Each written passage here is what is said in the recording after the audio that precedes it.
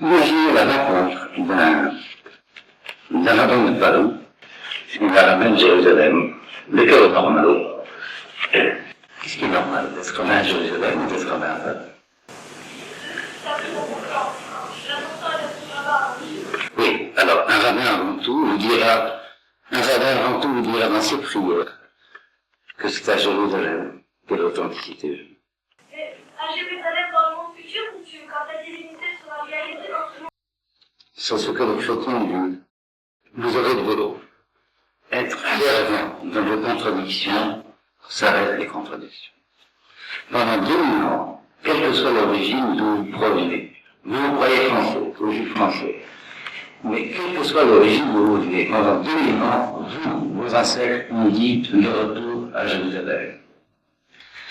La question qui se pose, c'est moi qui la pose. Quand le retour est possible, pourquoi vous ne régularisez pas? Alors, les réponses que vous me donnez, c'est très intéressant. Le fond de choses, c'est que vous ne revenez pas chez vous. Lorsque c'est le temps de la galoute, alors c'est le temps de la galoute. Mais lorsque c'est le temps d'Israël, le fait de persister à rester en galoute, c'est un crime. Pourquoi? Parce que ça fait un juif de galoute de plus, un juif d'Israël de moins, c'est-à-dire un soldat en Israël de moins et un candidat au massacre de plus. Il faut savoir que nous en sommes là. Quand le peuple est engagé dans la lutte dans laquelle il est engagé, et qu'un cinquième seulement de ses membres sont sur le front, ça veut dire que les 4/5 se cherchent des raisons de ne pas régulariser. Or, nous sommes à la veille d'une guerre difficile. Il est normal que je vous dise les choses comme je vous l'ai dit. Nous sommes à la veille d'une guerre très difficile. Et sachez bien que c'est pas la guerre seulement contre les Israéliens, c'est la guerre contre le peuple juif. Bien entendu qu'il faut être en avec Israël reconquérant comme il se doit. Mais ce qu'il faut savoir, c'est que le vrai problème, il faut savoir si c'est la Torah qui enveloppe l'identité juive, ou si c'est l'identité juive qui enveloppe la Torah. Or, c'est l'identité juive qui enveloppe la Torah, et pas l'inverse. Or, l'identité juive ne sont que chez elle, en Amérique d'Israël. Et voilà ce que je voudrais essayer de faire comprendre. Un membre de la Torah qui ne serait pas juif, c'est pas un membre de la Torah. Un juif, même s'il n'est pas encore un membre de la Torah, c'est comme lui. Et un juif est nous-mêmes, chez lui, en Amérique d'Israël. Nous avons eu, à travers toute notre histoire, à nous battre contre des hérésies qui ont mis la Torah avant Israël.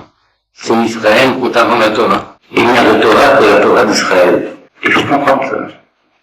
Un homme qui pratique les mitzvot de la Torah et qui n'est pas juif, c'est tout.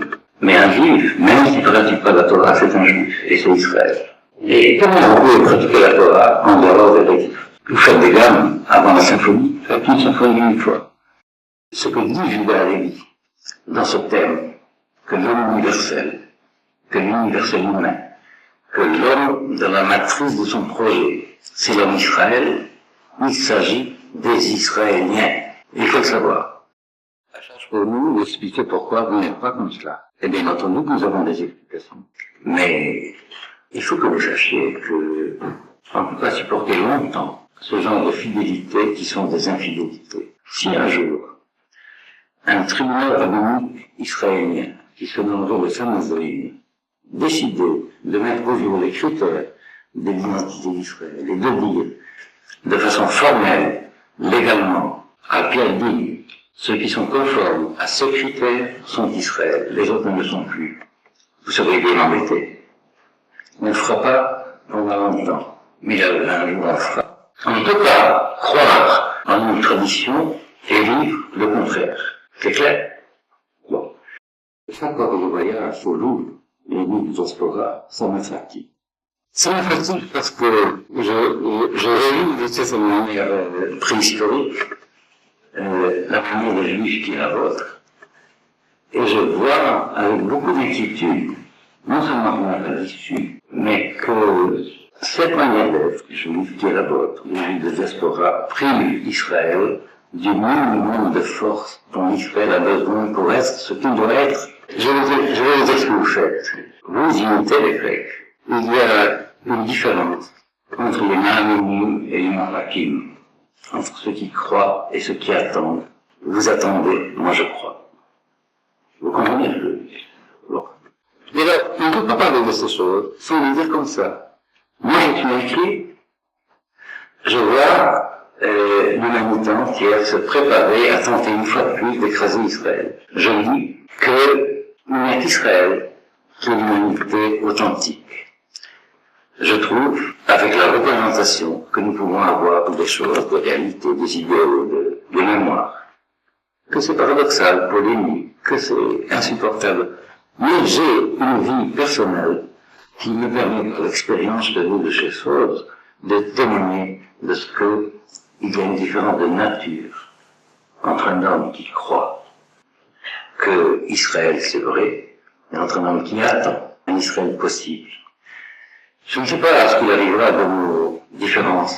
Il est possible que si moi je suis juif, vous ne serez pas. Et si vous êtes juif, c'est pas moi qui le serai.